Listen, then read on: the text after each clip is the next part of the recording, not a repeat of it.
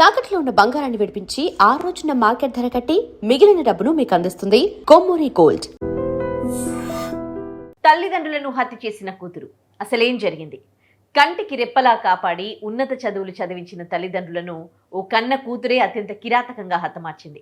తన ప్రేమ వివాహానికి అడ్డుపడుతున్నారనే కక్షతో నవమాసాలు మోసిన తల్లి లక్ష్మి, అడిగిందల్లా ఇచ్చి పెంచిన తండ్రి దశరథములను మత్తు ఇంజెక్షన్ ఇచ్చి చంపేసింది. ప్రేమ మత్తులో పెంచిన ప్రేమను మర్చిపోయిన ఈ నర్స్ చేసిన ఉదంతం 6 నెలల క్రితం రాష్ట్ర వ్యాప్తంగా కలకలం రేపిన సంగతి తెలిసిందే. దీంతో ఆమెను జైలుకు తరలించారు. అయితే జైలు శిక్ష అనుభవించి బయటకు వచ్చిన తర్వాత ఈ కేసుకు సంబంధించి కొన్ని నిజాలు తాజాగా బయటపడ్డాయి. అయితే అసలు ఆమె అంతకుముందు ఏం చేసిందనే సంగతి ఇప్పుడు చూద్దాం. తెలంగాణలోని ఓ ప్రైవేట్ హాస్పిటల్లో నర్సుగా పనిచేస్తున్న నక్కల సురేఖ తన ప్రేమ విషయాన్ని ఇంట్లో వాళ్ల అమ్మా నాన్నలకు చెప్పింది. వారందుకు ఒప్పుకోకపోవడంతో మనస్తాపం చెందిన ఆమె దారుణానికి పాల్పడింది. ఆ సమస్య నుండి బయటపడడానికి ఆమె తన తల్లిదండ్రులను అడ్డు తొలగించుకోవాలని నిర్ణయించుకుంది.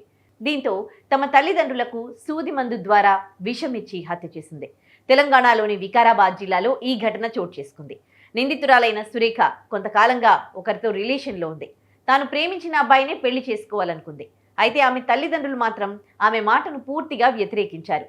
దీంతో ఇంట్లో తరచూ గొడవలు జరుగుతూ ఉండేవి. ఆ కుటుంబంలో గొడవలు ఎప్పుడూ జరుగుతూ ఉంటాయని, కొన్ని నెలలుగా వారి మధ్య ఉద్రిక్తతలు పెరుగుతూ వచ్చాయని ఇరుగు పొరుగు వారు చెప్పారు. కోపం, ఆవేదనకు గురైన క్షణంలో సురేఖ తన తల్లిదండ్రులను చంపడానికి పథకం వేసిందని దర్యాప్తు అధికారులు వెల్లడించారు.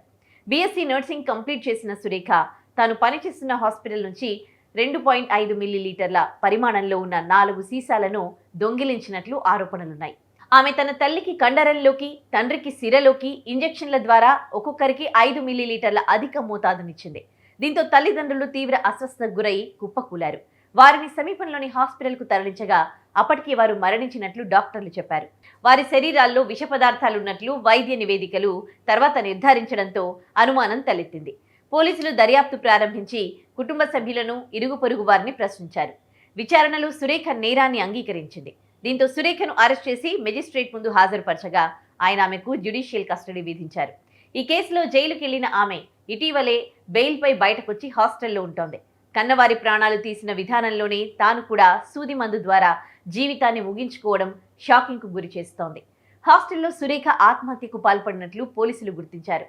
తల్లిదండ్రుల ప్రాణాలు తీసిన ఆమె అదే విధానంలో తన జీవితాన్ని కూడా ముగించుకోవడం తీవ్ర విషాదాన్ని నింపింది.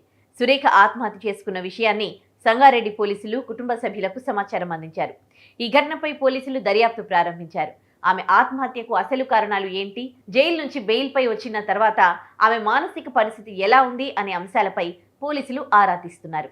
తల్లిదండ్రుల హత్య కేసులో జైలు శిక్ష అనుభవించి ఇటీవలే బయటకొచ్చిన సురేఖ ఇలా తన జీవితాన్ని కూడా అర్ధాంతరంగా ముగించుకోవడం స్థానికంగా తీవ్ర చర్చనీయాంశంగా మారింది. సురేఖ మృతికి సంబంధించిన పూర్తి వివరాలు పోలీసుల దర్యాప్తులో తెలియాల్సి ఉంది.